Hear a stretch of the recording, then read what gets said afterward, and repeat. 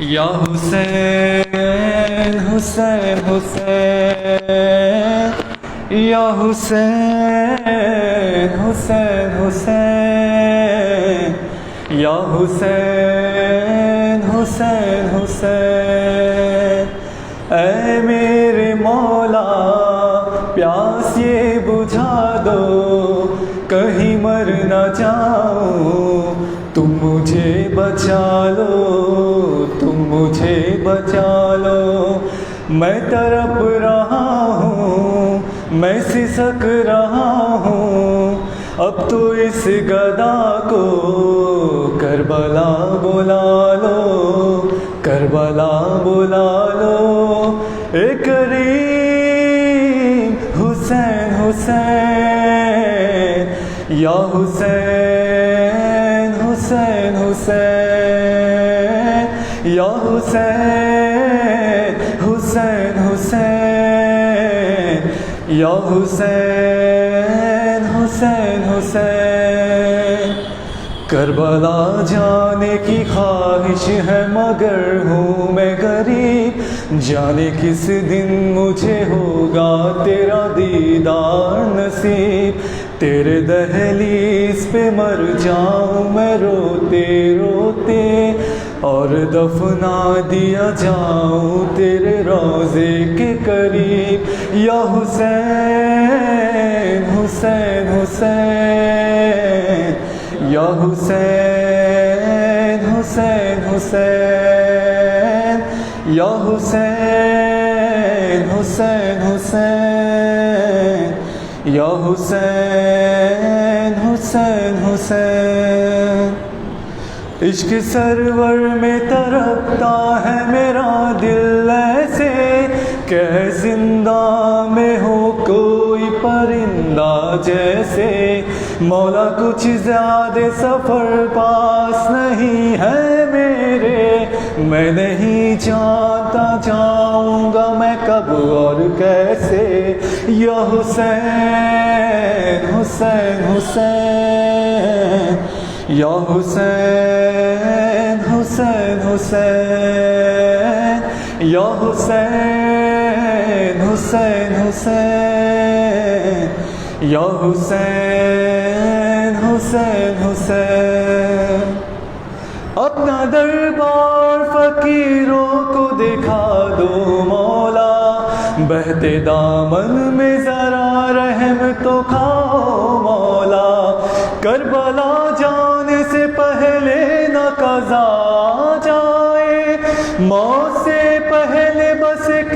بار بلا لو مولا یا حسین حسین حسین یا حسین حسین حسین یا حسین حسین حسین یا حسین حسین حسین قافلے کتنے سوئے کرب و بلا جاتے ہیں لاکھ زوار تیرے در پہ چلے آتے ہیں کیا خطا ہو گئے ہم سے ہمارے مولا ایک ہم ہیں جو تڑپتے یہی رہ جاتے ہیں یا حسین حسین حسین یا حسین حسین حسین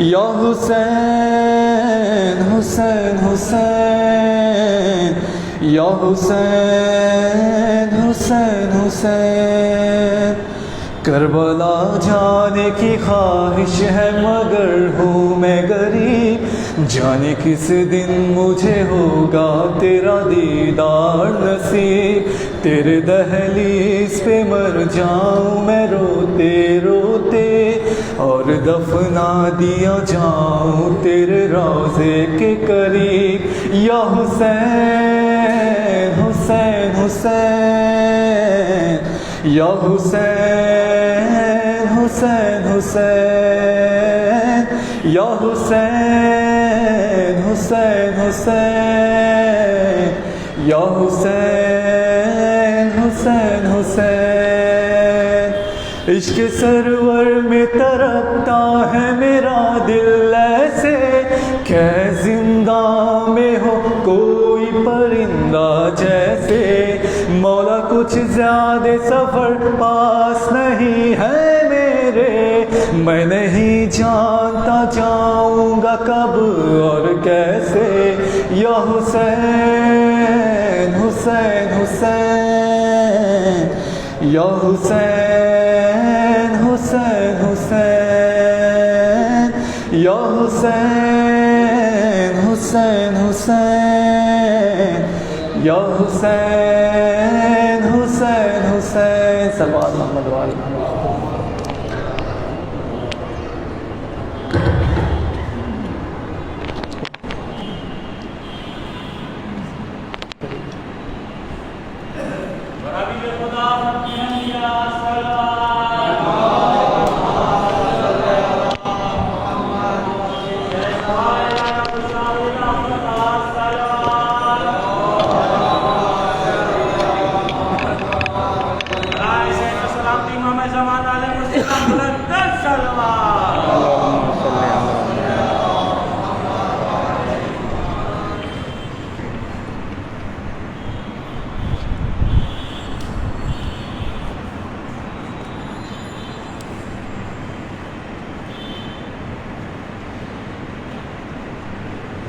فاتحہ۔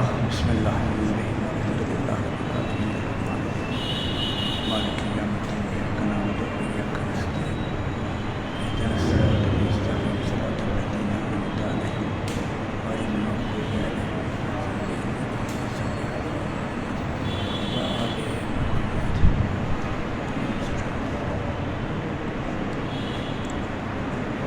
ولا حول ولا قوة إلا بالله العلي العظيم۔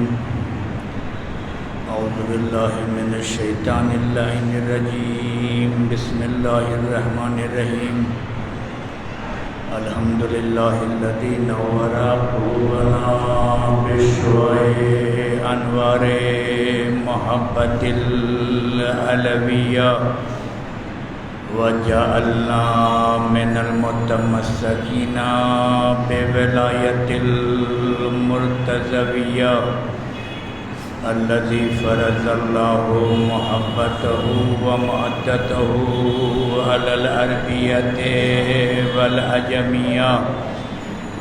الصلاة والسلام سيدنا ونبينا وشفيعنا وحبیب قلوبنا وطبیب نفوسنا، الذي اسمه في السماء أحمد وفي الأرض أبي القاسم محمد،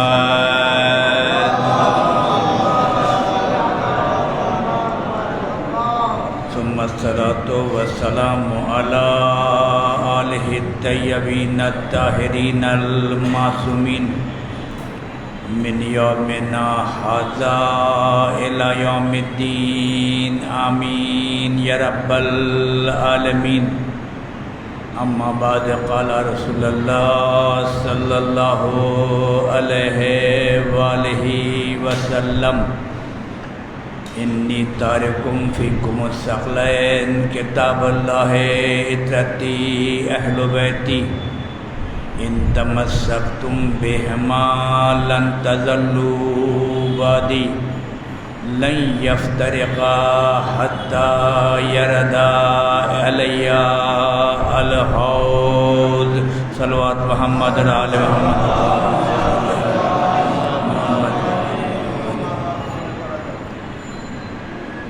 پیغمبر اسلام کی مشہور اور معروف حدیث، آپ مومنین اس حدیث کے ضمن میں مجالس تقاریر سنتے چلے آ رہے ہیں۔ پیغمبر اسلام نے فرمایا میں تم میں دو گراں قدر چیزیں چھوڑے جا رہا ہوں، دو گراں قدر چیزیں چھوڑے جا رہا ہوں۔ ایک ہمارے عطرت اہل قرآن اور دوسرے عطرت اہل بیت۔ اگر تم ان سے منسلک رہو گے تو تم گمراہ نہیں ہوگے، اور یہ دونوں آپس میں جدا نہیں ہوں گے حتیٰ کہ یہ حوض کوثر پر وارد ہوں گے، اور میں تم سے پوچھوں گا ان کے بارے میں کہ تم نے ان کے ساتھ کیا سلوک کیا۔ اس اعتبار سے الحمدللہ رب العالمین، جیسا کہ گزشتہ کل کی تقریر میں، پرسوں کی تقریر میں آپ مومنین کو بتایا کہ اصل حدیث لفظ عطرتی کے ساتھ ہے۔ اصل حدیث میں لفظ عطرتی ہے کہ میں تم میں دو گراں قدر چیزیں چھوڑے جا رہا ہوں، ایک قرآن اور ایک عطرت اہل بیت۔ لیکن بعد کے آنے والے نے اہل بیت کی دشمنی میں لفظ عطرتی کو ہٹا کر انہوں نے سنتی لگا دیا کہ نبی نے دو گراں قدر چیزیں چھوڑا ہے، ایک قرآن اور ایک سنت۔ لہذا ہم یہ عرض کر چکے، بہرحال اگر سنت بھی ہو، نبی کی سنت بھی ہو، تو اہل بیت علیہ الصلاۃ والسلام سے بڑھ کر نبی کی سنت پر عمل کرنے والا اور کوئی نہیں ہے۔ اگر کوئی عمل کرے گا نبی کی سنت پر تو یقیناً پہلے گھر والے عمل کریں گے۔ اور اب رہ گیا جہاں تک لفظ عطرتی کا تعلق ہے، 70 علماء اہل تسنن کے جید علماء کرام جنہوں نے اس حدیث کو لفظ سنتی نہیں لفظ عطرتی کے ساتھ نقل کیا ہے کہ نبی نے فرمایا دو گراں قدر چیزیں چھوڑے جا رہا ہوں، ایک قرآن اور ایک میری عطرت اہل بیت۔ یہ جو 70 جید علماء ہیں جنہوں نے نقل کیا، اس میں ہے تفسیر رازی، یعنی تفسیر رازی نے نقل کیا کہ نبی نے فرمایا دو گراں قدر چیزیں چھوڑے جا رہا ہوں، ایک قرآن اور ایک ہماری عطرت اہل بیت۔ لسان عرب ایک کتاب ہے، لسان عرب بھی نے نقل کیا لفظ اہل بیت کے ساتھ۔ کتب لغت ہے، کتب لغت نے بھی عرض کیا نبی کے اہل بیت کے ساتھ۔ ترمذی ہے، اس نے بھی نقل کیا نبی کے اہل بیت کے ساتھ۔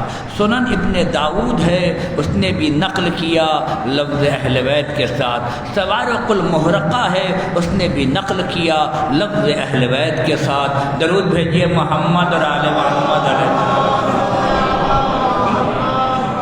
بہت ساری کتاب ہیں، میں تفصیل میں نہیں جاتا، سب نے نقل کیا کہ نبی نے فرمایا دو گراں قدر چیزیں چھوڑے جا رہا ہوں، ایک قرآن اور ایک اہل بیت۔ سوارق المحرقہ آپ کو پتہ ابن حجر مکی، اس کتاب کے مصنف ہیں ابن حجر مکی۔ اور سوارق المحرقہ کو جو مرتب کیا گیا، لکھا گیا، وہ آل محمد علیہ الصلاۃ والسلام کی، شیعہ آل محمد کی دشمنی میں لکھا گیا، اس اعتبار سے سوارق المحرقہ کو لکھا گیا۔ لیکن کتاب تو لکھا گیا اہل بیت کی دشمنی میں، کتاب تو لکھا گیا شیعہ آل محمد کی دشمنی میں، لیکن یقیناً خدا جس کو عزت دے اس کی عزت کو کون چھین سکتا ہے؟ خدا جس کو بلندی دے اس کو پستی تک کون لے جا سکتا ہے؟ خود ہمارے چوتھے امام زید العابدین علیہ السلام نے فرمایا کہ پالنے والے تو جسے عزت عطا فرما، دنیا ساری دنیا مل کر بھی اسے اگر ذلیل کرنا چاہے تو کوئی اسے ذلیل نہیں کر سکتی، اور پالنے والے تو جسے ضلالت کے گڑھے میں ڈال دے، ساری دنیا کا تناب اور رسی مل کر اس گڑھے سے اسے نکالنا چاہے تو نہیں نکال سکتا۔ لہذا خدا جس کو عزت دے یقین وہ لازوال ہے۔ سوارق المحرقہ بنایا گیا دشمنی میں، لیکن جب کتاب مرتب مرتب کرتے کرتے اس میں ائمہ معصومین علیہ الصلوۃ والسلام کی فضیلت کو لکھ دیا گیا.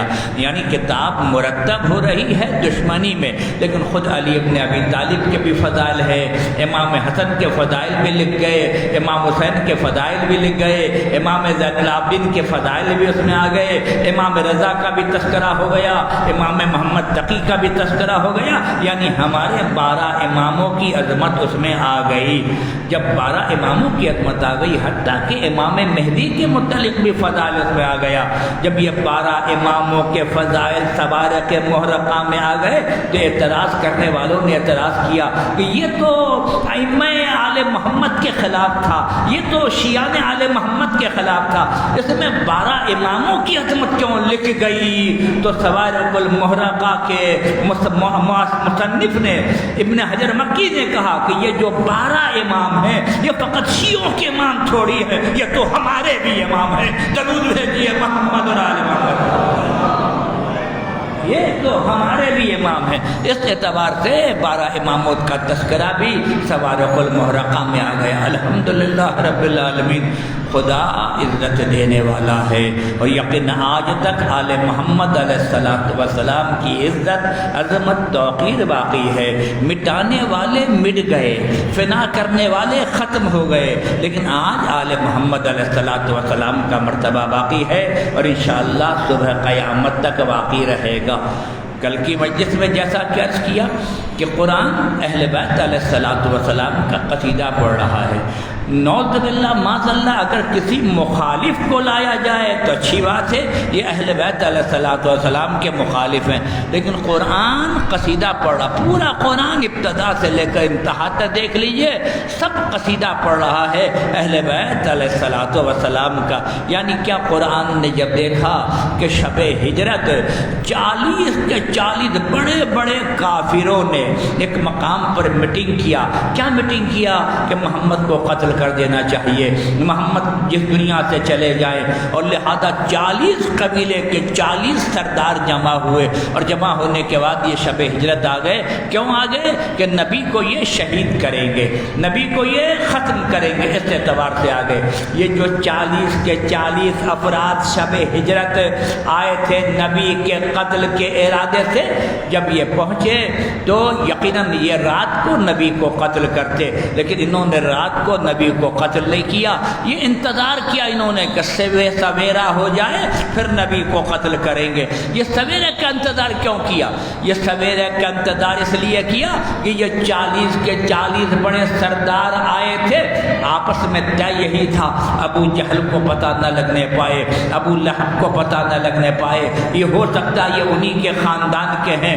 اگر یہ ذرا بھی سیکریسی، یہ ذرا بھی مخفی راز اگر ان تک چلا گیا تو ہو سکتا ہے ہم لوگ اپنے مقصد میں ناکام ہو جائیں. لہذا ابو لہب کو نہیں بتایا، ابو جہل کو نہیں بتایا.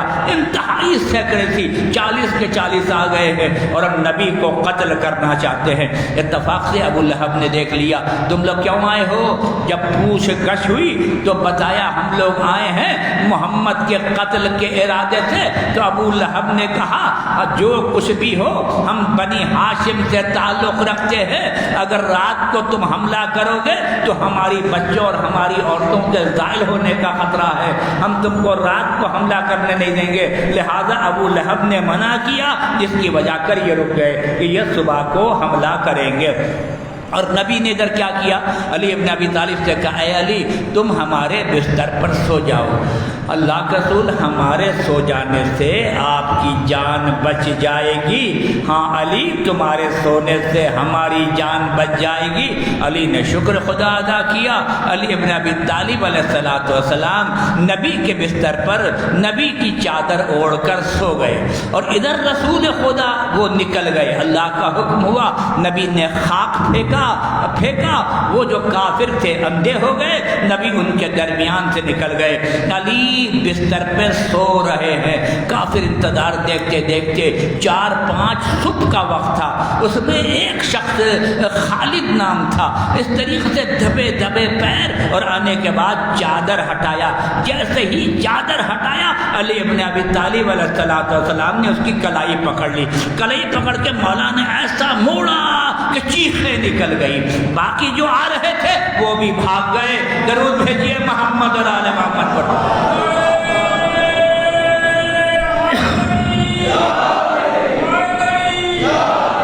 لہذا باقی جب مولا نے کلائی موڑی باقی جو تھے وہ بھی بھاگ گئے. اب جب علی کو دیکھا تو پریشان ہو گئے. یعنی ان کے وہم و گمان میں نہیں تھا کہ محمد نہیں علی ہوں گے. جب علی کو دیکھا تو کہنے لگے یا علی آپ، یا علی آپ، یا علی آپ. یعنی کفر مبہوت ہو گیا. اس کے سمجھ میں نہیں آیا کہ یہ محمد ہیں یا علی ہے. ان میں سے ایک تھا جو قدموں کے نشان کو پہچانتا تھا. کہا پریشان نہ ہو، محمد جب گئے ہیں تو ان کے قدموں کا نشان ہوگا. ہم پہلے محمد کو تلاش کرتے ہیں، بعد میں علی سے ہم سمجھیں گے. لہذا قدموں کا نشان ڈھونڈتے ڈھونڈتے وہ غار میں پہنچ گئے. جب غار میں پہنچے تو کیا دیکھا کہ غار کے کنارے تک قدموں کے نشان موجود ہیں. کہا رسول خدا تو یہاں پر آئے ہیں. جب یہاں آئے ہیں تو یہاں سے گئے کہاں؟ لہذا غار کے اندر جب دیکھا تو کیا دیکھا؟ مکڑی کا جالا ہے. کبوتری نے انڈا دیا ہوا ہے. مکڑی کے جالے کو دیکھا، اللہ نے ان کے دماغ پر جالا ڈال دیا. کہا یہاں تک تو آئے ہیں، یہاں کے بعد کہاں گئے ہمیں نہیں پتا. درود بھیجیے محمد اور آل محمد. یہاں تک تو آئے ہیں، یہاں کے بعد کہاں گئے وہ ہمارے علم میں نہیں ہے. اس اعتبار سے حضرت علی ابن ابی طالب علیہ السلام شب ہجرت نبی کے بستر پر سو رہے ہیں. اللہ نے جبریل سے کہا، میکائیل سے کہا، دیکھو ایک بھائی پر کس طریقے سے اپنی جانیں قربان کر رہا ہے. کون ہے تم میں جو ایک دوسرے پر اپنی جان قربان کرے؟ دونوں نے کہا کہ پالنے والے اگر زیادہ زندہ رہیں گے تو زیادہ عبادت کریں گے.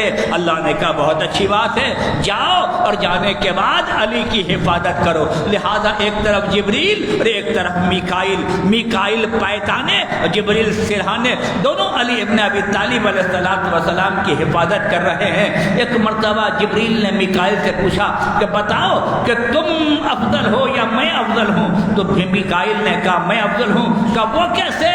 تو کہا تم فقط سرانے کھڑے ہو کر علی کی حفاظت کر رہے ہو اور میں پیتانے کھڑے ہو کر حفاظت بھی کر رہا ہوں، چہرہ دیکھ کر عبادت بھی لے رہا ہوں. درود بھیجیے محمد اور آل محمد.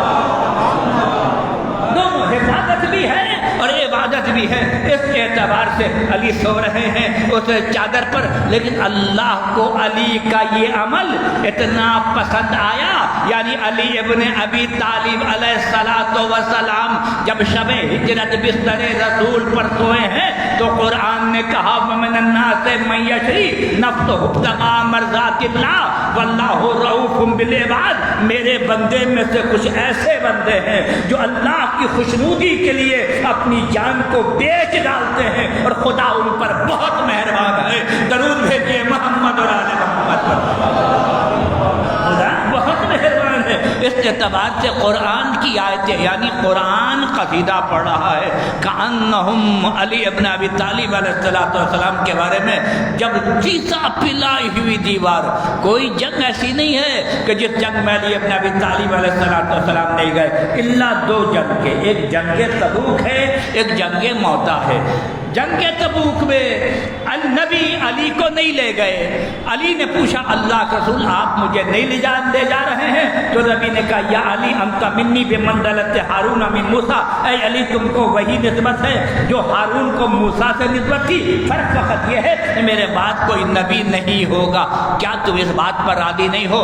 نبی علی ابن ابی طالب کو چھوڑ کر چلے گئے جنگ تبوک میں. جب جنگ تبوک میں گئے اور کافروں کو یہ پتا چلا کہ نبی علی کو لائے نہیں ہیں تو کافر بہت خوش تھے.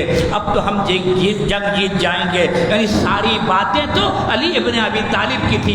علی نہیں آئے ہیں تو یقیناً جنگ جیتنا ہی جیتنا ہے، ہم جنگ جیتیں گے. جب یہ کیفیت تھی تو نبی بھی یہ سوچنے لگے کہ علی ابن ابی طالب علیہ السلام کو نہیں لائے. اللہ نے جبریل سے کہا جاؤ، کافر یہ کہتے ہیں علی جنگ میں نہیں آئے ہیں. علی کی شکل و صورت میں اللہ نے جبریل کو بھیجا، علی کے شکل صورت میں اللہ نے میکائیل کو بھیجا، علی کے شکل صورت میں اللہ نے اسرائیل کو بھیجا، علی کے شکل صورت میں اللہ نے اسرافیل کو بھیجا۔ 4 فرشتے علی ابن ابی طالب کے شکل میں جنگ کرنے کے لیے آ گئے۔ اب جب کافر جنگ کرنے کے لیے بڑھے تو سامنے سے علی کی شکل و صورت میں ایک فرشتہ آ رہا ہے، کہتے مسلمانوں نے جھوٹ بولا، علی نہیں آئے ہیں، اے علی تو آئے ہیں۔ دوسرا جو مغرب کی طرف تھا وہ کہتا علی میری طرف ہے، مشرق والا کہتا علی میری طرف ہے، جنوب والا کہتا علی میری طرف ہے، سب یہ کہتا میری طرف۔ ہر ایک طرف والا دوسرے طرف کو کہتا نہیں نہیں تم جھوٹ بول رہے ہو، علی میری طرف ہے، یہ کہتا تم جھوٹ بول رہے ہو، علی میری طرف ہے۔ چاروں طرف سے علی ہی علی ٹکرا ٹکرا کے آپس میں مر گئے۔ درود بھیجیے محمد اور آل محمد۔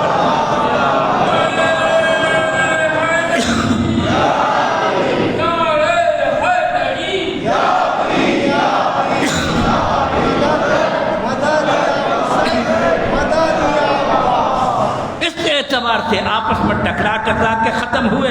جب علی ابن ابی طالب علیہ السلام کی جنگ، ہر جنگ میں علی ابن ابی طالب علیہ السلام، قرآن نے کأنہم بنیان مرصوص، یہ تو سیسا پلائی ہوئی دیوار ہے، یہ اپنے مقام سے ہٹنے والا نہیں ہے۔ دنیا جا سکتی ہے لیکن علی اپنا مقام نہیں چھوڑ سکتے۔ اور جنگ احد میں یہی ہوا کہ جب علی سے کہا گیا اے علی سب نبی کو چھوڑ کر چلے گئے لیکن آپ میدان میں رہے، علی نے ایک جملہ کہا تھا، سنو اگر محمد شہید بھی ہو جاتے، ساری دنیا میدان چھوڑ کر چلی جاتی، میں علی ابن ابی طالب یہ کہہ رہا ہوں یا میدان میں لڑ کے مر جاتا یا محمد کا دین قائم کر جاتا۔ درود بھیجیے محمد اور آل محمد۔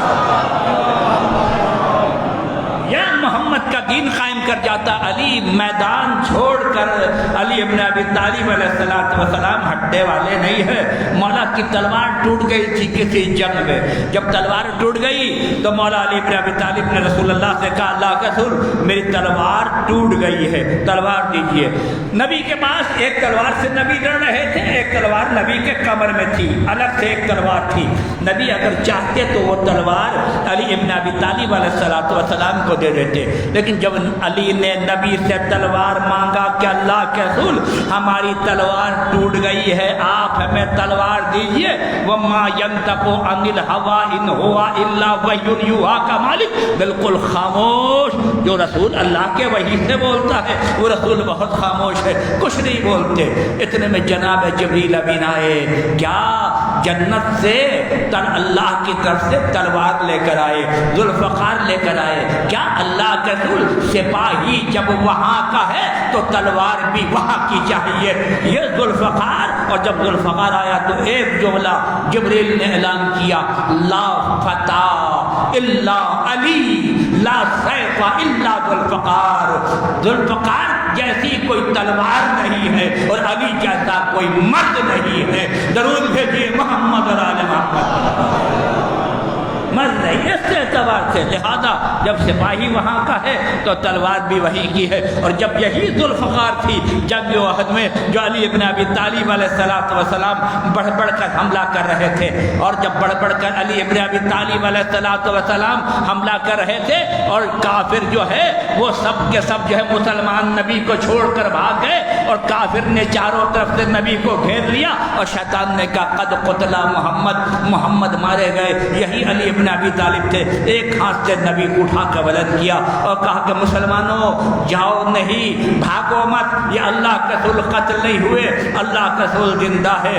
اور ادھر ایک ہاتھ سے علی ابن ابی طالب علیہ السلام جہاد کر رہے ہیں۔ اللہ کے رسول کہتے ہیں اے علی دیکھو ادھر سے کافر آ رہے ہیں، اے علی دیکھو ادھر سے کافر آ رہے ہیں، علی دیکھو ادھر سے کافر آ رہے ہیں۔ علی ابن ابی طالب علیہ السلام تلوار سے جنگ کر رہے ہیں تو اس موقع پر جبریل نے کہا کہ اللہ کے رسول دیکھیے جانثاری اسی کو کہتے ہیں، وفاداری اسی کو کہتے ہیں، سب تو چھوڑ کر چلے گئے لیکن علی آپ کو چھوڑ کر نہیں گئے۔ تو نبی نے کہا کیف نہ ہوا، کیوں کر ممکن نہ ہو، علی منی و انا منہ، علی مجھ سے ہے اور میں علی سے ہوں۔ درود بھیجیے محمد اور آل محمد۔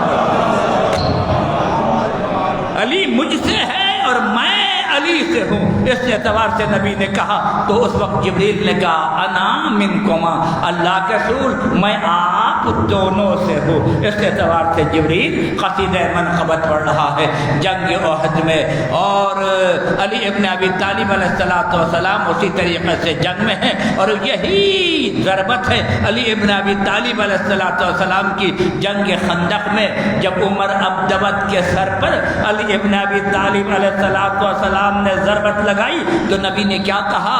ضربت علی یوم الخندق افضل من عبادت الثقلین، علی کی ایک ضربت جن و انس کی عبادت پر بھاری ہے۔ درود بھیجیے محمد اور آل محمد پر،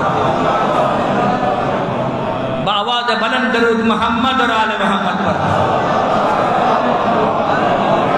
ایک ضربت علی ابن ابی طالب علیہ السلام کی ایک ضربت جو ہے وہ جن و انس کی عبادت پر بھاری ہے۔ لفظ بھاری دو جگہ استعمال ہوا ہے، انی تارکم فیکم الثقلین، کتاب اللہ تتی اہل بیتی، میں تم میں دو بھاری چیزیں چھوڑے جا رہا ہوں، ایک قرآن اور ایک اہل بیت، اور ایک علی کی ضربت ہے۔ نبی نے فرمایا یہ علی کی ضربت بہت بھاری ہے۔ بھاری سے کیا مراد؟ کہ تلوار ہلکا ہونا چاہیے، انسان تلوار لے ہاتھ میں اٹھا سکے، انسان چلا سکے۔ تلوار اگر بھاری ہوگی تو انسان چلائے گا کیسے؟ نہیں، تلوار خود صحیح ہے، علی ابن ابی طالب علیہ السلام فوجی وہاں کے ہیں، تلوار بھی وہاں کی ہے، تلوار علی کے ہاتھ میں ذوالفقار مناصر ہے۔ تلوار یہ نہیں کہ تلوار بھاری ہے، نہیں، علی کی ضربت بھاری ہے، علی کی ضربت بھاری ہے، عبادت ثقلین پر بھاری ہے۔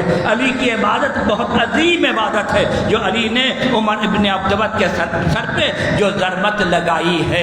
اس اعتبار سے یعنی معرفت چاہیے کہ انسان معرفت کے ساتھ درک کرے کہ علی کی ضربت کیسی ضربت تھی، کہ نبی نے فرمایا ہے کہ علی کی ضربت عبادت ثقلین، تمام ثقلین کی عبادت پر یہ علی کی ضربت جو ہے بھاری ہے۔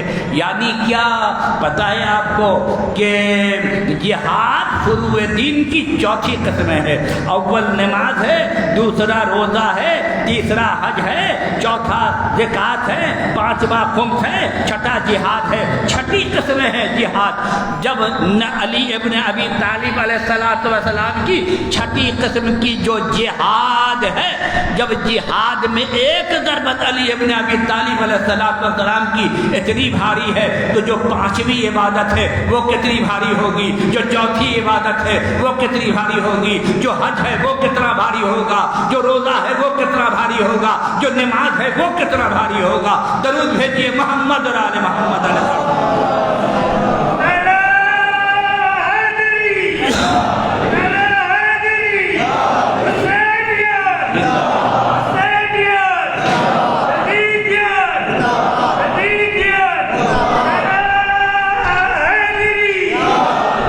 لہذا اس اعتبار سے یعنی علی کی ہر عبادت جو ہے وہ بہت وزنی ہے۔ علی کی عبادت کو درک کرنے کے لیے معرفت چاہیے، جب تو انسان علی کی عبادت کو درک کر سکتا ہے، ورنہ علی کی عبادت کو انسان درک نہیں کر سکتا۔ تو ایک ضربت علی عبادت ثقلین پر بھاری ہے۔ پتہ ہے ہم اور آپ گناہ گار افراد جو مولا علی کے چاہنے والے ہیں لیکن ساتھ ساتھ معصوم تو نہیں ہیں، یقیناً ہم سے گناہ ہوا، ہم سے غلطیاں ہوئی، اللہ کے بارگاہ میں پہنچیں گے، ہزاروں سوال ہے، ہزاروں جواب ہے، یہ کیوں کیا، وہ کیوں کیا، یہاں کیوں گئے، وہاں کیوں گئے، ہزاروں سوال ہزاروں جواب۔ جب ہمارے نامہ اعمال کو تولا جائے گا تو دیکھا جائے گا کہ ہمارے نامہ اعمال میں نیک عمل بہت کم ہے۔ جب نیک عمل ہمارے نامہ اعمال میں کم ہے تو فرشتہ ہمیں پکڑے گا، پکڑ کر جہنم کی طرف لے جائے گا۔ مولا علی کا چاہنے والا انسان جو ہے، مولا علی کہیں گے کیوں لے جا رہے ہو؟ یا علی اس کے نامہ اعمال میں نیکیاں کم ہے اس لیے اسے جہنم میں لے جا رہا ہوں۔ مولا کہیں گے نہیں نہیں، جہنم میں لے جانے کی ضرورت نہیں ہے، اس کے نامہ اعمال میں ہماری نیکیاں ملاؤ اور ملا کر وزن کرو۔ کہے گا یا علی آپ کی نیکیوں کے لاکھوں انبار ہیں، نماز اپنے مقام پر، روزہ اپنے مقام پر، حج اپنے اپنے مقام پر، زکات اپنے مقام پر. یا علی آپ کی نیکیوں کے لاکھوں انبار ہے، کون سے انبار کو کھول کر آپ کے چاہنے والوں کی نیکیوں میں ملائے؟ مولا کہیں گے کم تمام انبار کو بند رہنے دو، فقط ایک انبار کو کھولو. ضربت علی یوم الخندق افضل من عبادت الثقلین. درود بھیجیے محمد اور آل محمد پر. فقط ایک انبار کو کھولو. اس اعتبار سے علی کے جو چاہنے والے ہیں ان کی نیکیوں کو ان کے ساتھ اضافہ کرو، ملاؤ، لہذا وہ علی کے چاہنے والے اسی اعتبار سے جنت میں جائیں. یہ صحیح ہے، لیکن ہمارے عمل ساتھ ساتھ اس قابل ہوں کہ مولا علی ابن ابی طالب اپنی نیکیاں ملانے کو تیار ہوں. ہمارے عمل اس قابل ہوں کہ امام جعفر صادق ہماری شفاعت کرنے کو تیار ہوں. ہم اس قابل ہوں کہ ہمارے امام ہمارے ساتھ ہماری نیکیاں ملائیں، ہمارے امام ہماری شفاعت کریں. ہمارے چھٹے امام نے فرمایا ہمارے بہت چاہنے والے ایسے ہوں گے جو ہمیں دیکھ رہے ہوں گے لیکن ہمارے نزدیک نہیں آ سکتے. مولا بہت چاہنے والے آپ کو دیکھ رہے ہوں گے، آپ کے نزدیک نہیں آ سکتے، ہماری شفاعت انہیں نہیں مل سکتی. مولا کیوں آپ کی شفاعت انہیں نہیں مل سکتی؟ کہا کہ ان کے اعمال اس قابل نہیں ہوں گے کہ فرشتہ ہم تک آنے دے گا. ہم تک آنے کے لیے اعمال بھی اس قابل ہونا چاہیے. درود بھیجیے محمد اور آل محمد پر. اعمال بھی اس قابل ہو کہ جس اعتبار سے انسان جو ہے امام معصومین علیہ السلام کے نزدیک جا سکے. تو لہذا ہر اعتبار سے عبادت ہے.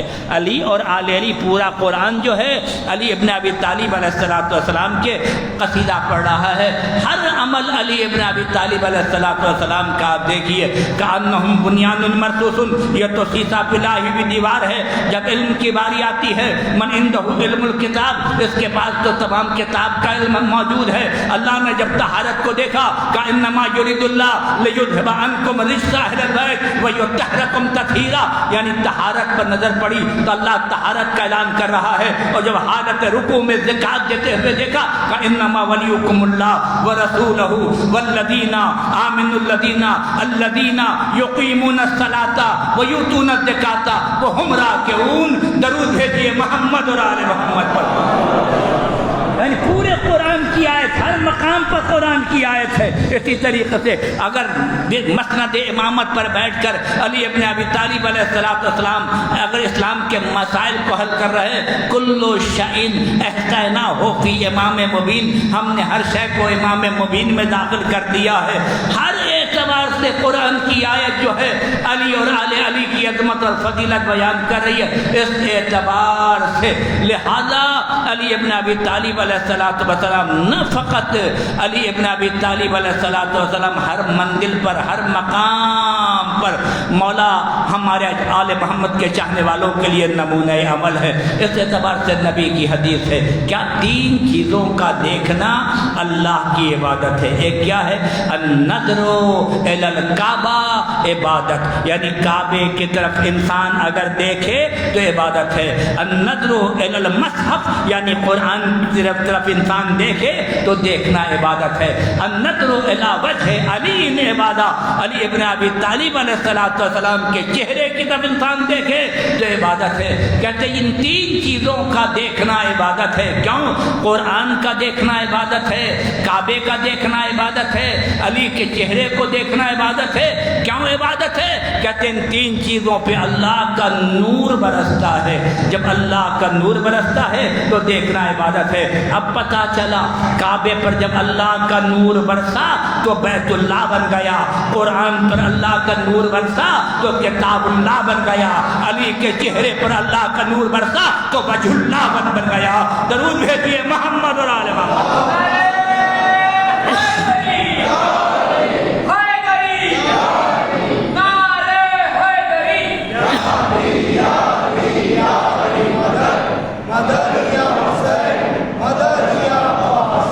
علی کے چہرے پر نور برسا تو کیا ہے؟ وجہ اللہ اب یہیں سے وہ روایت یاد آتی ہے، حضرت عائشہ ناقل ہے کہ میرے والد گرامی جب ہمارے گھر میں آتے تھے، میرے والد گرامی جب ہمارے گھر میں آتے تھے تو آنے کے بعد علی ابن ابی طالب کے چہرے کو دیکھتے تھے، یعنی حضرت ابو بکر جب آتے تھے جناب عائشہ کے گھر، مولا علی اگر موجود ہے تو اسی طریقے سے علی کے چہرے کو دیکھ رہے ہیں، علی کے چہرے کو دیکھ رہے ہیں، علی کے چہرے کو دیکھ رہے ہیں۔ کہا بابا جب بھی آپ ہمارے گھر میں آتے ہیں اور علی ابن ابی طالب موجود رہتے ہیں، آپ مسلسل علی کے چہرے کو دیکھتے رہتے ہیں۔ کہا میری بیٹی کیا تم نے نبی کی حدیث کو نہیں سنا؟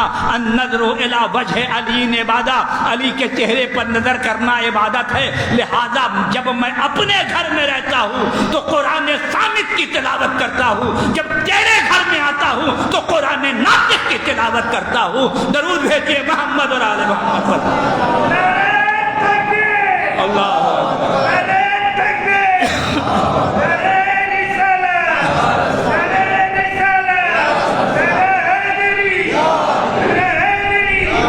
پھر قرآن ناطق کی تلاوت کرتا ہوں۔ اس اعتبار سے علی کے چہرے پر دیکھنا عبادت ہے، فقط یہ نہیں النظر الی وجہ علی عبادہ، نبی نے فرمایا ذکر علی عبادہ، علی کا ذکر عبادت ہے۔ پھر کیا کہا؟ حب علی عبادہ، علی کی محبت عبادت ہے، یعنی نبی نے نہیں چاہا کہ کوئی آنکھ علی کی محبت سے خالی رہے، نبی نے نہیں چاہا کہ کوئی زبان محبت علی سے خالی رہے، نبی نے نہیں چاہا کہ کوئی قلب جو ہے علی کی محبت سے خالی رہے، لہذا اس اعتبار سے حدیث کیا علی کا ذکر عبادت ہے، علی کا ذکر عبادت ہے۔ علی ابن ابی طالب علیہ السلام کے زمانے میں جو لوگ ہیں وہ مولا کا ذکر کریں گے، جو لوگ ہیں مولا کے چاہنے والے، مولا کے ماننے والے، وہ مولا کا ذکر کریں گے، ان کے لیے عبادت ہو جائے گا۔ لیکن ایک زمانہ آئے گا علی کے ذکر پر پابندی لگائی جائے گی، علی کا ذکر کرنے نہیں دیا جائے گا، میں سمجھ تمام کی زبان کاٹی جائے گی، علی کے فضائل بیان کرنے والوں کو منع کیا جائے گا۔ تو نبی نے کیا کہا؟ انظر الی وجہ علی عبادہ، علی کے چہرے کو دیکھنا عبادت ہے۔ جب علی کے چہرے کو نہ دیکھ سکو تو ذکر علی کرو، ذکر علی کرنا عبادت ہے، اور جب ذکر پر بھی پابندی لگ جائے تو حب علی عبادہ، علی کی محبت رکھو، یہی عبادت ہے۔ درود بھیجیے محمد اور آل محمد۔ حب علی عبادہ یہی عبادت ہے، علی کی محبت انسان کے قلب میں ہو، یہی عبادت ہے۔ صحابہ کرام نے کہا کیا کہ جب ہمیں پہچاننا ہوتا تھا منافق کون ہے اور مومن کون ہے، ہم منافق کو پہچاننے کے لیے کیا کرتے تھے؟ مجمع بھرا ہوا ہے، سمجھ میں نہیں آتا مومن کون ہے منافق کون ہے، بھرے ہوئے مجمع میں منافق کو پہچاننے کے لیے ہم ذکر علی چھیڑ دیتے تھے، جو اٹھ کر چلا جاتا تھا سمجھ جاتے تھے یہی منافق ہے۔ درود بھیجیے محمد اور آل محمد۔ یہی منافق ہے، منافق کی پہچان یہی ہے۔ اور جس کا چہرہ حشاش بشاش ہو جاتا ہے، جس کے چہرے پر نور آ جاتا ہے، وہ یقیناً جو ہے وہ علی ابن ابی طالب علیہ السلام کا چاہنے والا ہے۔ لہذا اس اعتبار سے نبی نے کیا کہا؟ النظر الی وجہ علی عبادہ، علی کے چہرے کو دیکھنا عبادت ہے۔ پھر کیا کہا کہ ذکر علی عبادہ، علی کا ذکر عبادت ہے۔ پھر کیا کہا؟ حب علی عبادہ، علی کی محبت جو ہے وہ عبادت ہے۔ یہی نہیں کہ زینوا مجالسکم بذکر علی ابن ابی طالب فإن ذکرہ ذکری وذکرہ ذکری وذکری ذکر اللہ وذکر اللہ عبادہ۔ دیکھو اپنی مجلسوں کو علی ابن ابی طالب علیہ السلام کے ذکر سے زینت دو، ان کا ذکر میرا ذکر ہے، میرا ذکر اللہ کا ذکر ہے، اللہ کا ذکر عبادت ہے۔ درود بھیجیے محمد اور آل محمد۔ ان کا ذکر میرا ذکر ہے، میرا ذکر اللہ کا ذکر، اللہ کا ذکر عبادت ہے۔ اس اعتبار سے علی کا ذکر کرو اپنی مجلسوں میں۔ اب اگر کوئی کہے نبی نے فرمایا کیا زینوا مجالسکم بذکر علی ابن ابی طالب، نبی نے یہ کیوں نہیں کہا زینوا مجالسکم بذکر محمد، یعنی تم اپنی مجلسوں کو ذکر کرو محمد کے ذکر سے، زینت دو محمد کے ذکر سے، نہیں، علی کے ذکر سے اپنی مجلسوں کو تم زینت دو، اور جب تم علی کے ذکر سے اپنی مجلسوں کو زینت دو گے تو ان کا ذکر میرا ذکر ہوگا، اور جب میرا ذکر ہوگا تو میرا ذکر اللہ کا ذکر ہوگا، جب اللہ کا ذکر ہوگا تو عبادت ہوگا۔ توجہ چاہتا ہوں، نبی نے یہ نہیں کہا کہ علی کو دیکھو، دیکھنا ثواب ہے، علی کے فضائل بیان کرو، فضائل بیان کرنا ثواب ہے، علی کی محبت رکھو، محبت رکھنا ثواب ہے، اپنی مجلسوں کو علی کے ذکر سے زینت دو، زینت دینا ثواب ہے۔ نہیں، لفظ ثواب نہیں ہے، علی کو دیکھو، دیکھنا عبادت ہے، علی کا ذکر کرو، ذکر کرنا عبادت ہے، علی کی محبت رکھو، محبت رکھنا عبادت ہے، اپنی مجلسوں کو علی کے ذکر سے زینت دو، زینت دینا عبادت ہے۔ یعنی کیا خدا یہ بتانا چاہتا ہے فقط اللہ اللہ کرنا عبادت نہیں ہے، بلکہ علی علی کرنا عبادت ہے۔ درود بھیجیے محمد اور آل محمد پر۔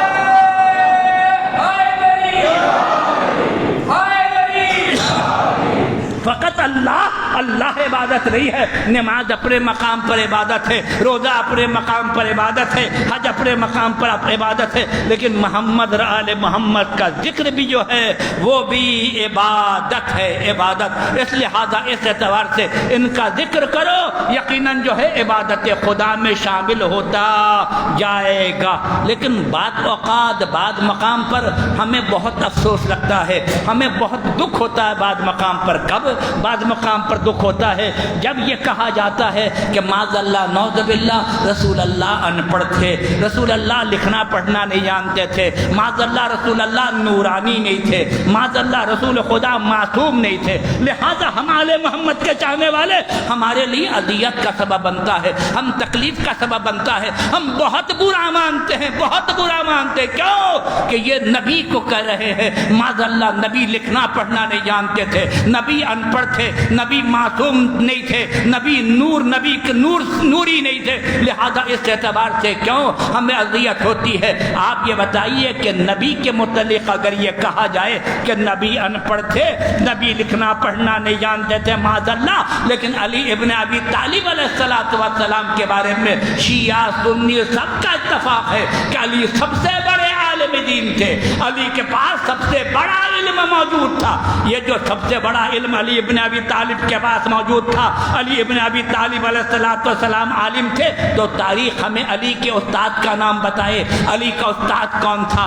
کوئی ایک آدمی آیا ہو جس نے آ کر یہ کہا ہو ہم نے علی کو پڑھایا ہے، ہم علی کو استاد ہے، تو یقیناً اس کی عظمت بڑھ جائے گی۔ لیکن آپ کو تاریخ میں کوئی نہیں ملے گا جو یہ کہے گا ہم نے علی کو پڑھایا ہے، ہم علی کو استاد ہے۔ مولا علی ابن ابی طالب نے بتایا ہے ہمارا استاد کون ہے۔ مولا علی ابن ابی طالب نے فرمایا ھذا ما ذقنی رسول اللہ ذقن ذقن، میرا علم وہ ہے جو رسول خدا نے مجھے اس طریقے سے بھرایا ہے جیسے طائر اپنے بچے کے منہ میں دانا بھراتا ہے۔ درود بھیجیے محمد اور آل محمد۔ میرا علم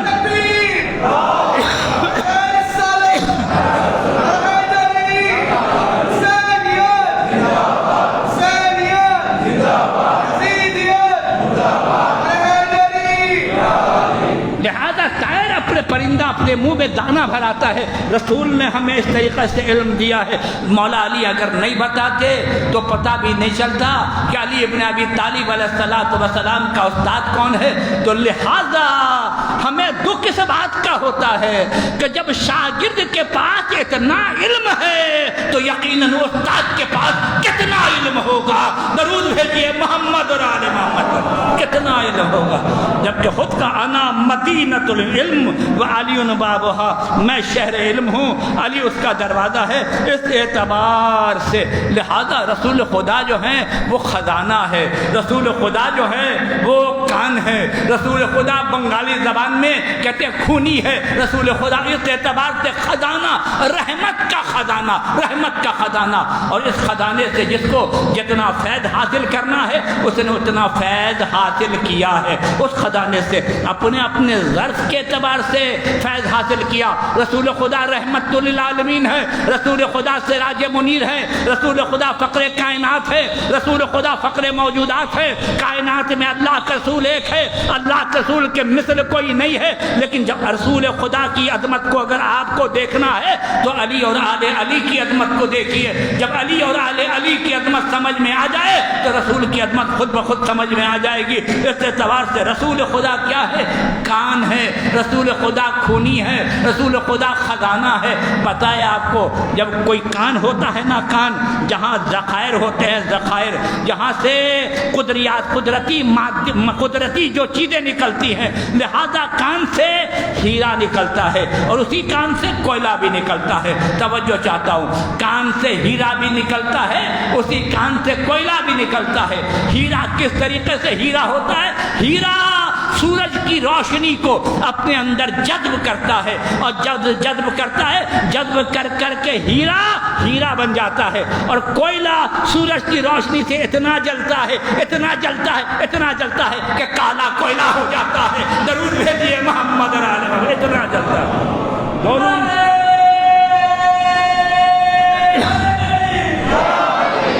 دونوں میں فرق ہے کان میں کوئلہ بھی ہو رہا ہے، کان میں ہیرا بھی بن رہا ہے. ہیرا جب نکلا تو ہیرے کا جگہ کیا ہے؟ ہیرے کا جگہ جو ہے تخت و تاج کی زینت بنتا ہے. ہیرا جو ہے انسان کی پیشانی پر رکھتا ہے، انسان کے تخت و تاج کا مرکز بنتا ہے ہیرا. تو لہذا ہیرا نکلنے کے بعد انسان کے، بادشاہ کے، راجا کے، بڑے بڑے لوگوں کے تخت و تاج کا زینت بنتا ہے. اور کوئلہ کیا ہے؟ کوئلہ جل جل کر راکھ بن جاتا ہے. درود بھیجیے محمد علیہ محمد علیہ السلام. اس اعتبار سے رسول خدا رحمت ہے. اس رحمت سے جتنے فیض حاصل کیا الحمدللہ رب العالمین. ایک سلمان فارسی بنا، ایک ابو جہل بنا، ایک ابو لہب بنا، ایک سلمان بنا. زمین اور آسمان کا فرق ہے. اسی محمد سے منسلک ہو کر ایک ہیرا بن رہا ہے. اسی محمد کی عداوت رکھ کر، محمد کی معرفت نہیں حاصل کر کر ایک کوئلہ بن رہا ہے. اسی طریقے سے محمد اور آل محمد علیہ السلام کی معرفت یعنی کیا؟ ان کا ذکر جو ہے عبادت ہے. انسان ان کی معرفت جتنا بھی درک کرے ہمارے لیے، آپ کے لیے جو ہے کم ہے. علی اور فاطمہ، حسن حسین کو کائنات میں نہیں کوئی پہچان سکتا. واقعی ہم نہیں پہچان سکتے. اگر کسی نے ان کو پہچانا ہے تو وہ اللہ پہچاننے والا ہے، یا رسول پہچاننے والے ہیں، یا مولا علی ابن ابی طالب علیہ السلام ایک دوسرے کو پہچاننے والے ہیں. ہم نہیں پہچان سکتے لیکن ان کا مقام بہت بلند ہے. اتنا بلند آپ کو پتا ہے کہ سلمان نے مولا علی ابن ابی طالب علیہ السلام فجر کی نماز پڑھا رہے ہیں. یہ فجر کی نماز ہو رہی ہے. یہ فجر کی نماز ہوئی. امام نے فرمایا کہ سلمان فارسی جو ہے ان کا انتقال ہو گیا ہے اور مجھے نماز پڑھانے کے لیے جانا ہے. مجھے نماز پڑھانے کے لیے جانا. کہنے لگے یا علی، سلمان فارسی کا انتقال ہوا، آپ مدینے میں ہیں، سلمان مدائن میں ہیں، لہذا اچھا خاصا فاصلہ ہے، 900 کلومیٹر کا فاصلہ ہے. آپ وہاں پر، آپ کو پتہ کیسے چلا کہ سلمان کا انتقال ہو گیا؟ علی ابن ابی طالب علیہ السلام نے، ہمارا امام معصومین جب جس سے گفتگو کرتے تھے اسی کے مطابق علی نے فرمایا، نبی ہمارے خواب میں آئے تھے، نبی نے بتایا ہے کہ سلمان فارسی کا انتقال ہو گیا ہے. اے علی تم جاؤ نماز جنازہ پڑھا دو. مولا علی ابن ابی طالب نے کہا اچھا علی آپ جائیں گے؟ کہا ہم ابھی جائیں گے. مولا نے اشارہ کیا، سامنے کا گھوڑا ہے، قمبر گھوڑے پر سوار ہے. جناب قمبر گھوڑا لے کر کھڑے ہوئے تھے. مولا خود اس پر سوار ہوئے. سوار ہونے کے بعد ایک مرتبہ گرد و غبار اڑی اور مولا نظروں سے اوجھل ہو گئے، چلے گئے. اب مولا نہیں مل رہے ہیں، بہت پریشان کہ مولا کہاں غائب ہو گئے.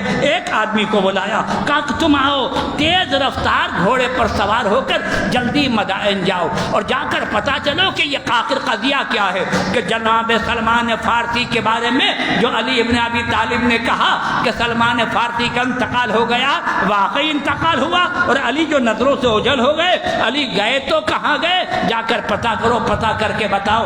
اب جو وہ آدمی گیا، 3 دن میں وہ آدمی تیز رفتار گھوڑے سے مدائن پہنچا.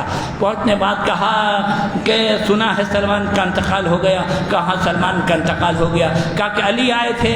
کہاں وہ تو آئے تھے لیکن چلے بھی گئے. کہا کب گئے؟ کہا 3 دن پہلے. 3 دن دن پہلے آئے تھے اور 3 دن پہلے علی ابن ابی طالب علیہ السلام آئے تھے، چلے گئے۔ کہا اچھا پھر کیا ہوا؟ سلمان کا کب انتقال ہوا؟ کہا فجر کے وقت۔ کہا کہ علی نے غسل و کفن کب دیا؟ کہا چاش کے وقت، چاش جب سورج نکل جائے چاش کے وقت دیا۔ تو کہا انتقال ہوا فجر کے وقت اور علی نے غسل و کفن دفن دیا چاش کے وقت، وہ کیسے؟ تو کہا کہ علی ابن ابی طالب علیہ السلام آئے، آنے کے بعد سلمان کو سلام کیا، سلمان نے جواب سلام دیا۔ تو کہا مرنے والا کہیں جواب سلام بھی دیتا ہے؟ تو کہا کیا تم نے قرآن کی آیت نہیں پڑھی کہ اللہ یہ کہتا ہے کہ اے صاحبان ایمان جب خدا اور رسول تمہیں بلائے تو فوراً ان کی باتوں پر لبیک کہو۔ لہذا علی نے سلام کیا، سلام کرنا مستحب تھا، جواب دینا واجب تھا۔ درود بھیجیے محمد اور آل محمد۔ جواب دینا واجب تھا۔ سلمان فارسی نے جواب دیا اور سلمان فارسی مسکرائے اور اسی طریقے سے علی نے غسل دیا، علی نے کفن پہنایا، علی ابن ابی طالب نے دفن کیا اور زمین سے کہا اے مٹی سلمان میرا دوست ہے، سلمان کا خیال رکھنا۔ علی نے کہا، کہنے کے بعد مولا علی ابن ابی طالب علیہ السلام اسی اعتبار سے واپس آ گئے۔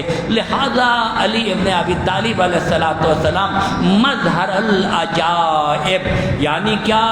جس طریقے سے قرآن کے ذریعے پہاڑ کو ہٹایا جا سکتا ہے اسی طریقے سے اہل بیت کے ذریعے پہاڑ اپنے مقام کو چھوڑ سکتا ہے۔ جس طریقے سے قرآن کے ذریعے مردے کو زندہ کیا جا سکتا ہے اسی طریقے سے اہل بیت کے ذریعے اہل بیت مردے کو زندہ کر سکتے ہیں۔ جس طریقے سے قرآن کے ذریعے زمین کی مسافتیں طے کی جا سکتی ہیں اسی طریقے سے اہل بیت جو ہے زمین کی مسافتوں کو اہل بیت علیہ السلام علی اور آل علی جو ہے وہ اسی طریقے سے طے کرتے ہیں۔ لہذا قرآن علی کے ساتھ ہے، علی قرآن کے ساتھ ہے۔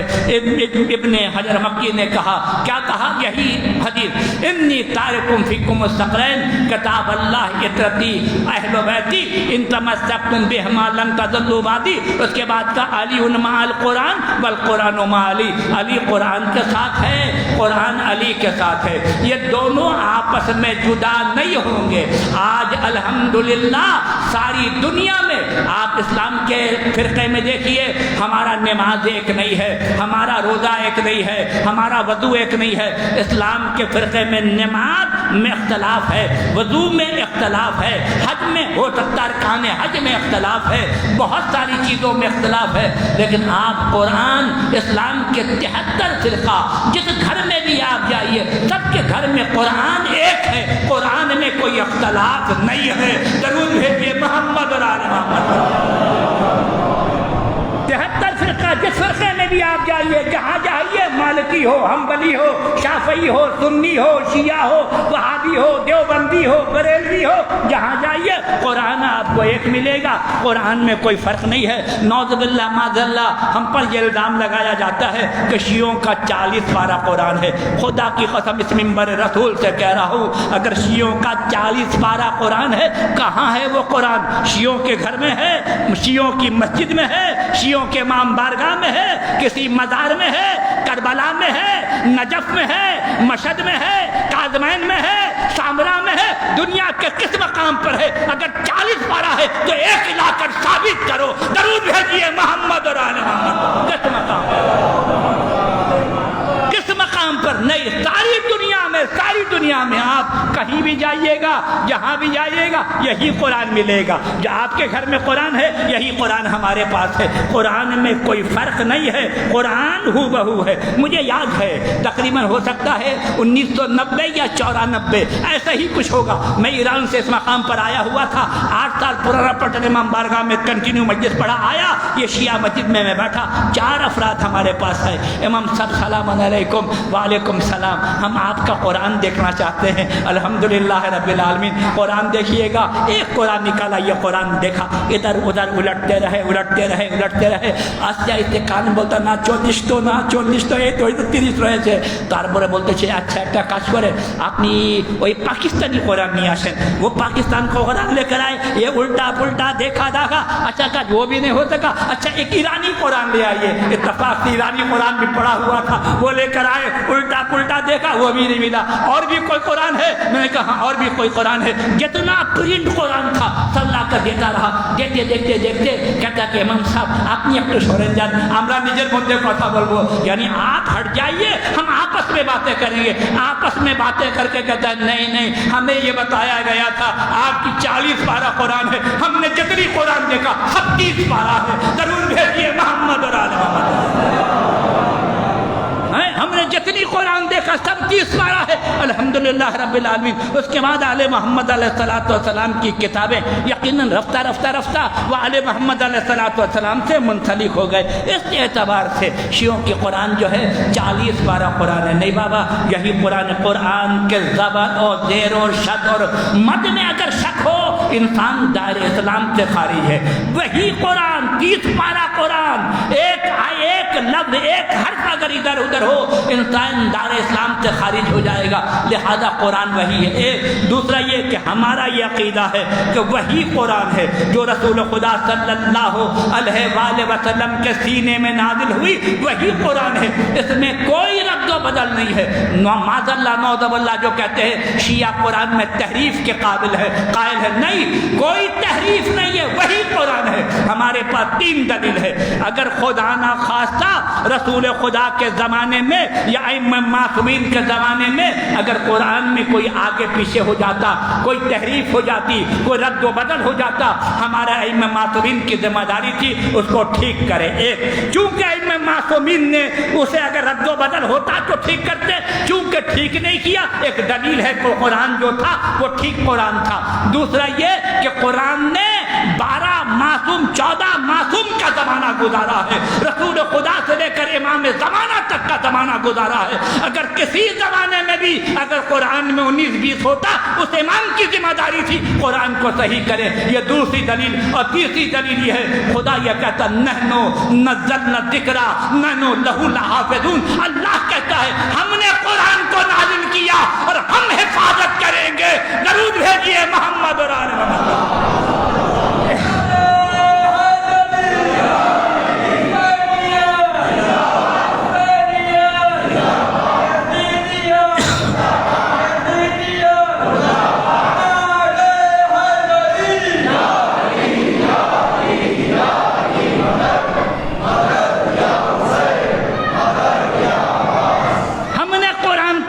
کیا ہم حفاظت کریں گے۔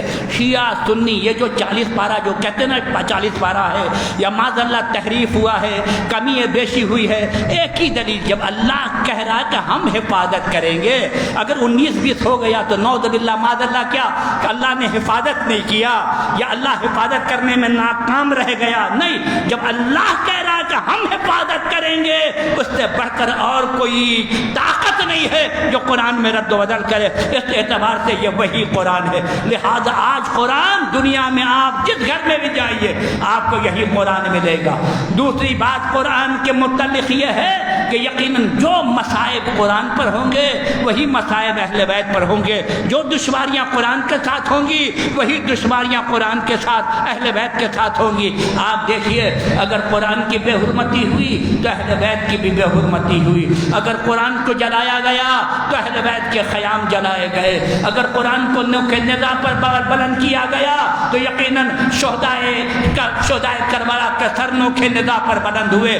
جو کیفیت قرآن کے ساتھ وہی کیفیت جو ہے اہل بیت کے ساتھ۔ قرآن اور اہل بیت آپس میں ایک ہے، یہ کبھی جدا نہیں ہوں گے۔ اور یہی وجہ ہے کہ آپ دیکھیں کربلا میں امام حسین علیہ السلام نے اتنی عظیم قربانی حسین کی جو کربلا میں ہوئی اسی اللہ کے قرآن کی خاطر، اسی اللہ کے دین کے خاطر۔ اور حسین کا سر جو ہے وہ جسم سے جدا ہو گیا، اور جدا ہونے کے باوجود حسین سورہ کہف کی تلاوت کر کے یہ بتا رہے ہیں دنیا ہمیں قرآن سے جدا نہیں کر سکتی، ہم قرآن سے جدا نہیں ہو سکتے۔ ارباب اعظام محرم کے ایام ہے، آپ کو پتا ہے کہ میرا آقا حسین دوسری محرم کو کربلا پہنچ گیا، اور آج ارباب اعظام تیسری محرم شب چوتھی محرم کی رات ہے جب حسین روانہ ہوئے مکے سے 2 میل کا فاصلہ 2 منزل کا فاصلہ کوفے سے رہ گیا تھا. جب حسین روانہ ہوئے اتنے میں قیامت کی گرمی تھی. ارباب یادا اس قیامت کی گرمی میں کسی نے کہا کہ کوئی سائے کا انتظام ہو جاتا, کوئی سائے کی جگہ مل جاتی. اتنے میں کسی نے اللہ اکبر کہا. یہ جو کسی نے اللہ اکبر کہا, لوگوں نے کہا کیوں اللہ اکبر کہہ رہے ہو؟ کہنے لگے کہ سامنے جو ہے وہ درخت نظر آ رہا ہے, سائے کا انتظام ہے. لیکن جو راستے کے پہچاننے والے تھے اس نے کہا کہ نہیں, اس راستے میں کوئی درخت نہیں ہے. جب غور سے دیکھا تو کیا دیکھا؟ طویل نیزہ ہے جو تیزی سے چلا آ رہا ہے, وہ درخت کے مانند لگ رہا ہے. اور آتے آتے ایک پورا لشکر آیا اور حسین کے پاس آ کے وہ لشکر رک گیا. رک کے یہ ہر کا لشکر تھا اور ہر کے سپاہی تھے. حسین کو اس مقام پر روک لیا اور کہا کہ حسین ہمیں یہ حکم ملا ہے کہ آپ کو ہم قید کر کے اس مقام سے لے جائیں, آپ کو ہم آگے بڑھنے نہ دیں. لیکن ارباب یازا سپاہیوں کی حالت بہت زیادہ خراب تھی.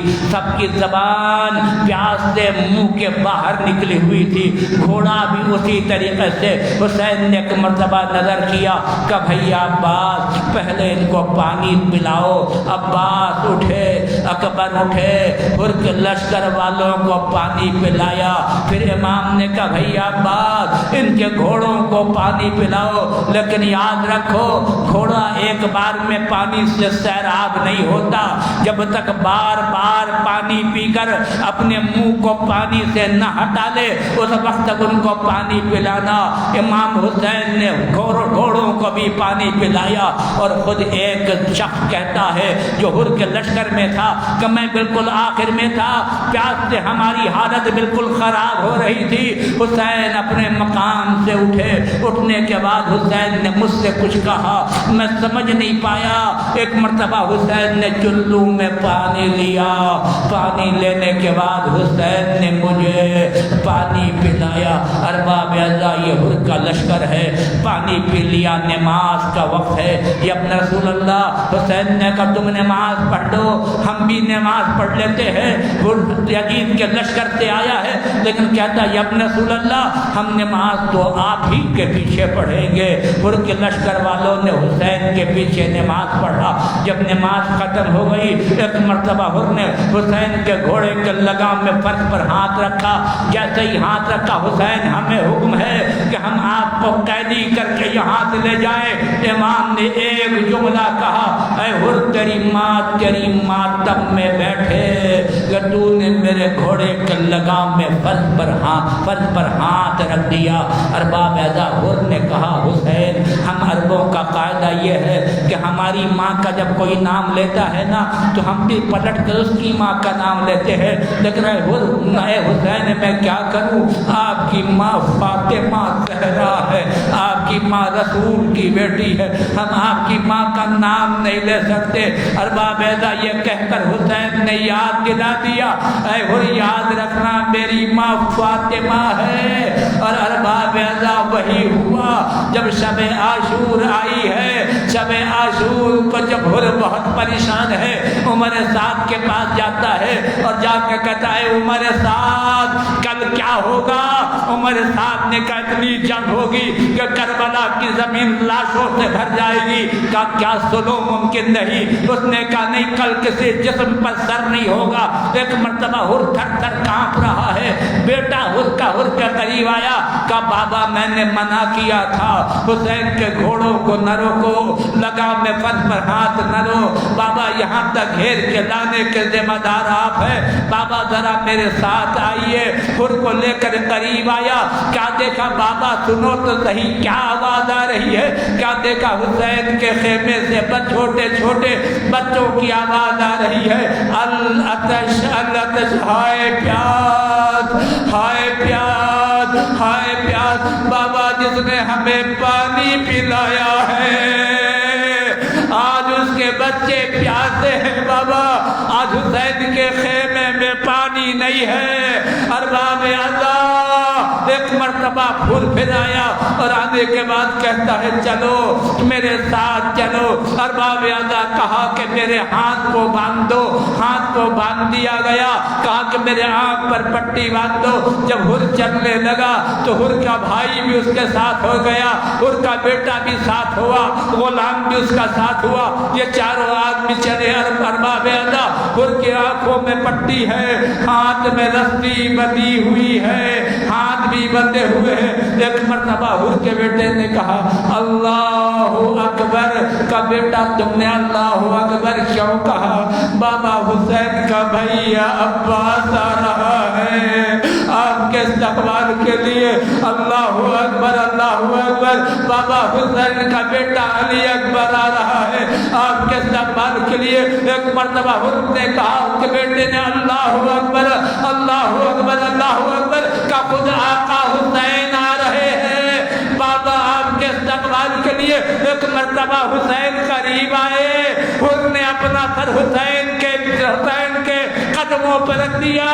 مولا ہمارے گناہ معاف ہو گئے. حسین نے حر کو اٹھایا, اٹھا کر کہا حر تیری ماں نے تیرا نام کیا خوب رکھا ہے, تو دنیا کا بھی حر ہے دین کا بھی حر ہے.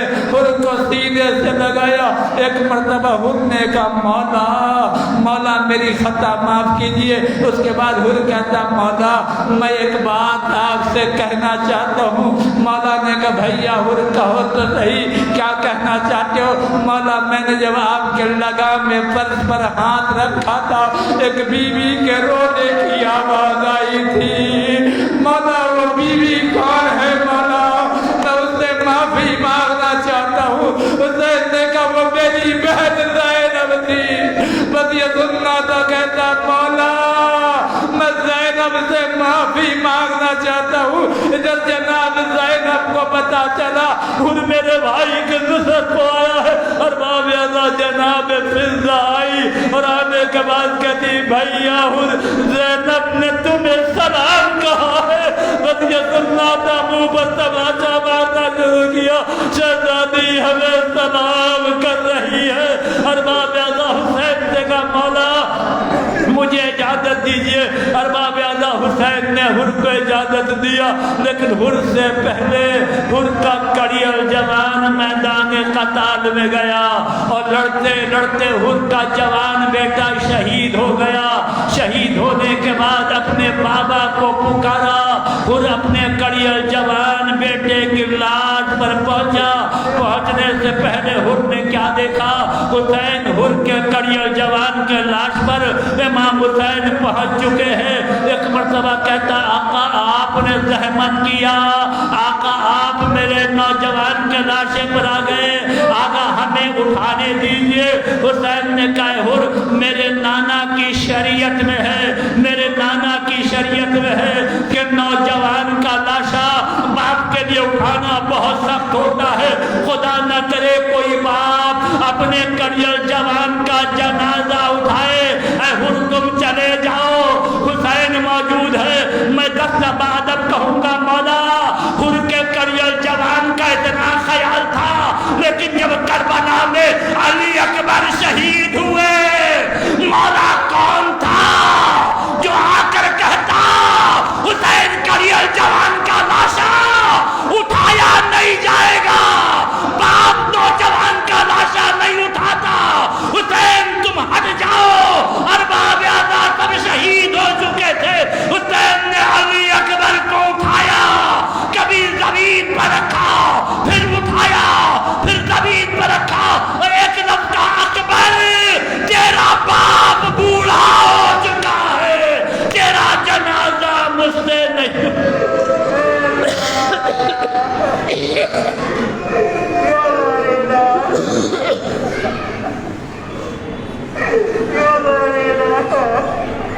یا اللہ تجھے واسطہ محمد اور آل محمد کا جملہ مومنین مومنات کے قصور گناہ کو معاف فرما.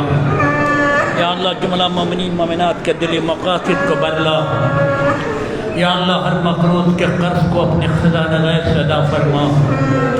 یا اللہ ہر بے کسی کو دور کرنا، ہر پریشان حال کی پریشانی کو دور کرنا، سارے دنیا سے کورونا وائرس کا خاتمہ کرنا، عزاداران امام حسین کی حفاظت کرنا، پوری دنیا میں پالنے والے جو عزادار امام مظلوم ہو رہے پالنے والے سبوں کے جان مال عزت آبرو کی حفاظت فرما، بے نحو احسن میرے مولا اس عزاداری کو انجام دینے کی توفیق عطا فرما، ظہور امام زمانہ میں تعجیل فرمانا، ربنا تقبل منا انکا انت السمیع العلیم، ماتم حسین۔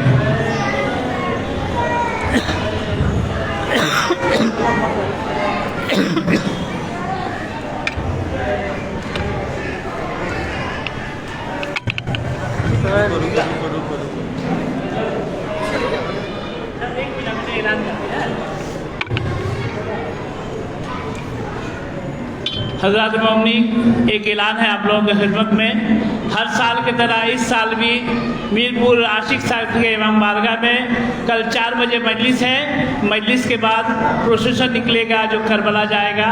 تمام افراد سے گزارش ہے کہ شرکت فرما کر ثواب دارائن حاصل کریں۔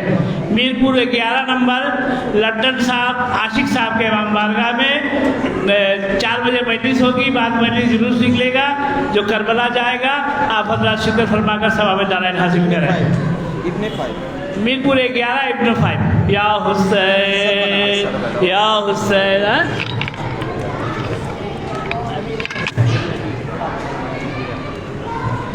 آپ لوگ سب بنا لے، سب ماتمی بھائی لوگ سب بنا لے۔ حسین حسین حسین حسین، نعرے تکبیر، نعرے رسالت، نعرے حیدری، حسینیت، یزیدیت، لبیک یا حسین، لبیک یا حسین،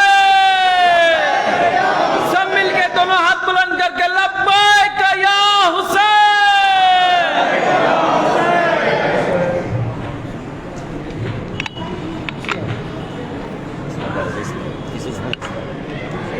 مل کے سب ماتم شبیر کرے، دل بدل سینہ بسینہ کربلا تعمیر کرے، مل کے سب ماتم شبیر کرے، مل کے سب ماتم شبیر کرے، مل کے سب ماتم شبیر کرے، یہ ماتم پہچان ہماری، اس پہ جا قربان ہماری، جس میں یہی ہے جان ہماری، یہ ماتم ہے شان ہماری، کہتا ہے ایمان ہمارا سارے جوانوں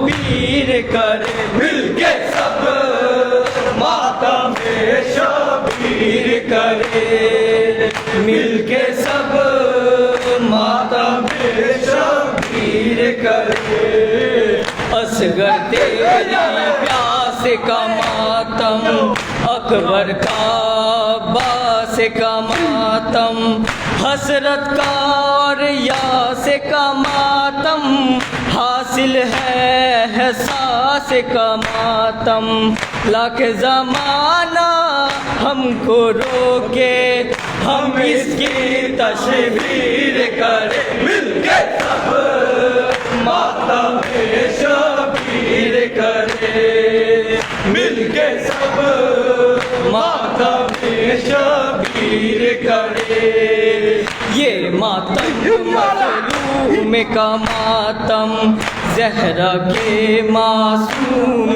کا ماتم، پانی سے محروم کا ماتم، تیج تلے حلقوم کا ماتم، اس ماتم سے ہم جو چاہے وقت کو زنجیر کرے، مل کے سب ماتم شبیر کرے، مل کے سب ماتم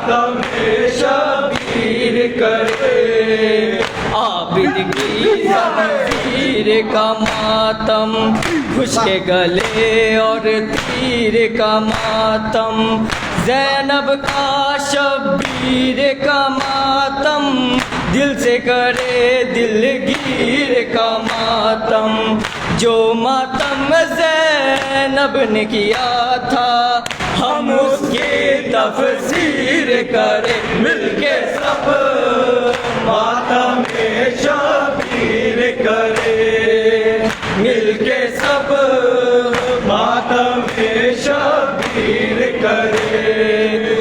ماتم کیا ہے شیخ علم ہے، یہ ماتم تو دی کا بھرم ہے، جسے خوشی ہو وہ یہ غم ہے، حق یہی ماتم پرچم ہے، اس پرچم کو اس ماتم کو سینوں پہ تحریر کرے مل کے سب ماتم شبیر کرے، مل کے سب ماتم شبیر کرے۔ ماتم جس کا دریا دریا، جس کی وفا ایمان کا چہرہ، جس کے علم کا خوں میں فریرا، ڈوب گیا وہ چاند نہ ڈوبا، اس کی وفا کہتی ہے ہم سے دنیا کو تسخیر کرے مل کے سب ماتم شبیر کرے، مل کے سب ماتم شبیر کرے۔ کہہ دیں گے ریحانو سرور حشر میں جب خاتون محشر، پہنچیں گی یہ بات جو آ کر چاہیے ماتم کے بنا پر، ہم کہہ دیں گے ہم کو غلام شبر و شبیر کرے مل کے سب ماتم شبیر کرے، مل کے سب ماتم شبیر کرے۔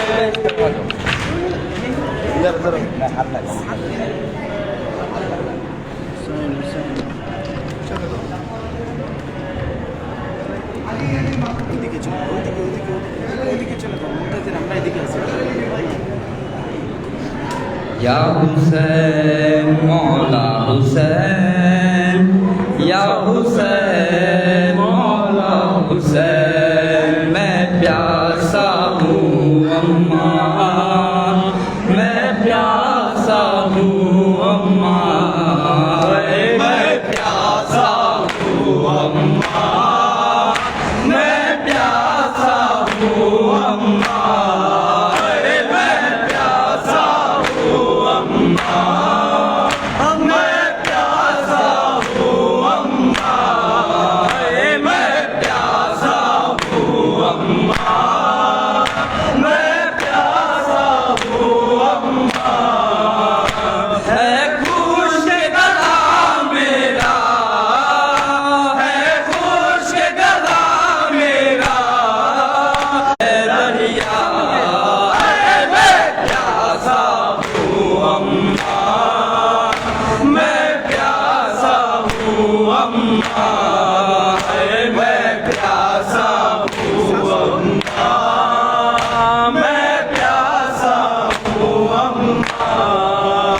تم نے پہلو میں سلایا تھا، جب پیاس لگی مجھ کو پانی بھی پلا،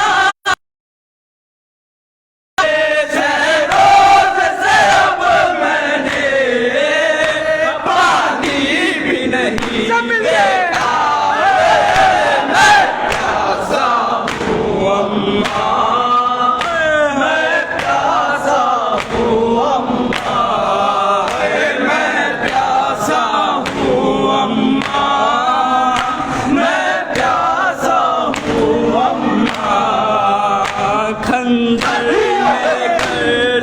پر اب سمر چلائے گا. اماں یہ سما تم سے دیکھا نہیں جائے گا. جلتی ہوئی ریتی پر جلتی ہوئی ریتی پر کرنا ہے مجھے سجدہ.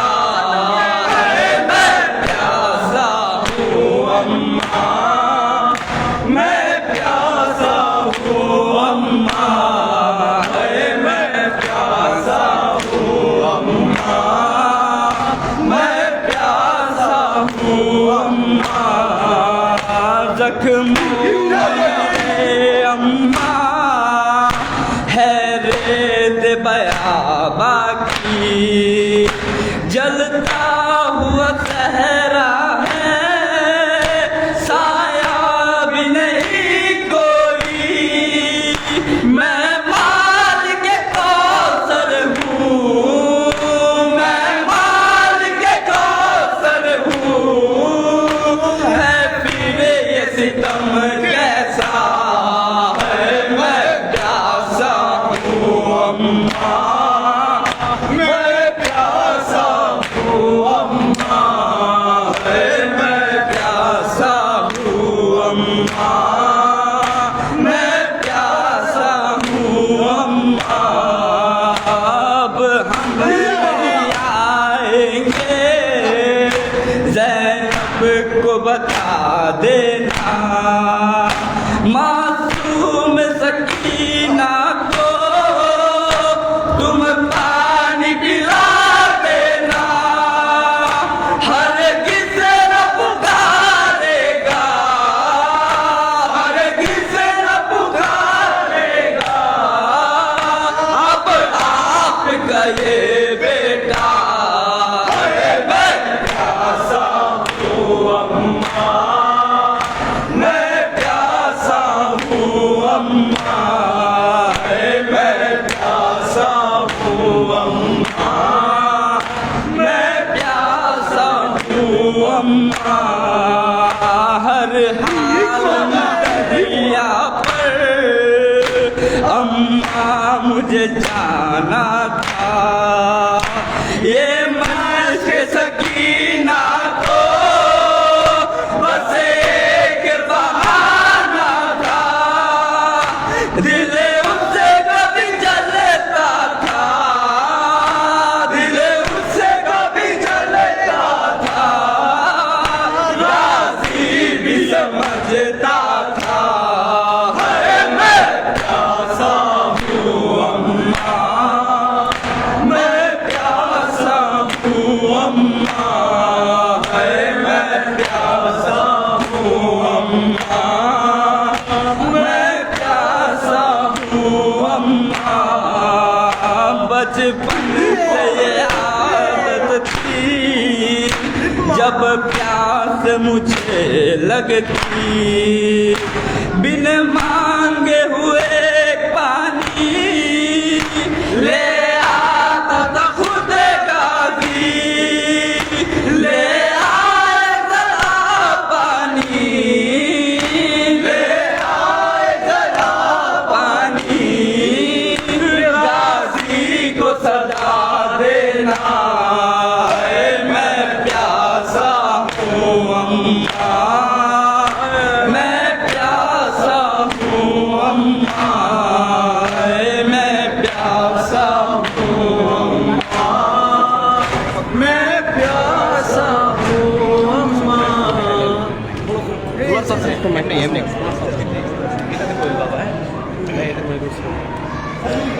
حسین حسین حسین یا حسین حسین یا حسین کم نہ ہوگا